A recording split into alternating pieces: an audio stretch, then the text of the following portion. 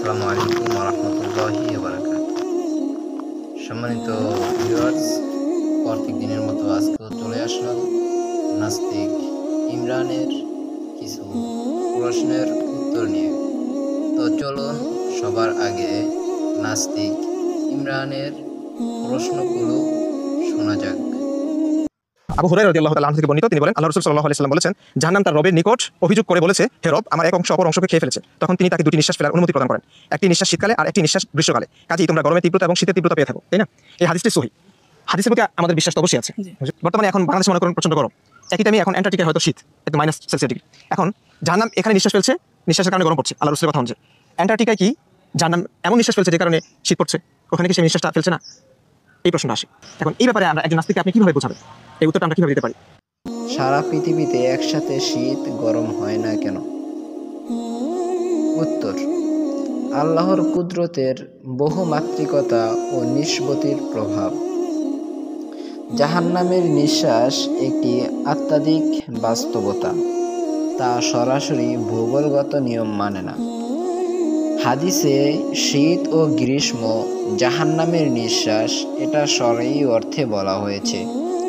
অর্থাৎ এই গরম শীত আমাদের জন্য আখিরাতের স্মরণ ও সাবধানবাণী। কিন্তু পৃথিবীতে কোথায় কখন তা অনুভূত হবে, সেটি আল্লাহর বানানো সিস্টেম বা কুদরত অনুযায়ী হয়। আল্লাহ পৃথিবীতে বিভিন্ন সময় ও বিভিন্ন স্থানে বিভিন্ন প্রভাব দেন পরীক্ষা ও নির্দেশনার জন্য। যেমন তিনি বলেন, ওয়াজআলনা বা'দাকুম লিবা'দিন ফিতনাহ, আমি একে অপরকে পরীক্ষা হিসেবে সৃষ্টি করেছি। সূরা আল ফুরকান 20 নং আয়াত।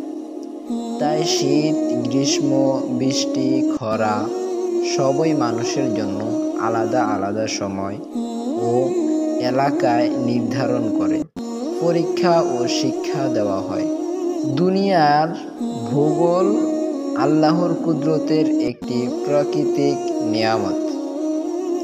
আল্লাহ তাআলা বলেন, আল্লাহুল্লাযী খালাকা সাবআ সামাওয়াতিন ওয়া মিনাল আরদি মিসলাহুন্না, আল্লাহই সৃষ্টি করেছেন 7 আসমান ও পৃথিবীর অনুরূপ।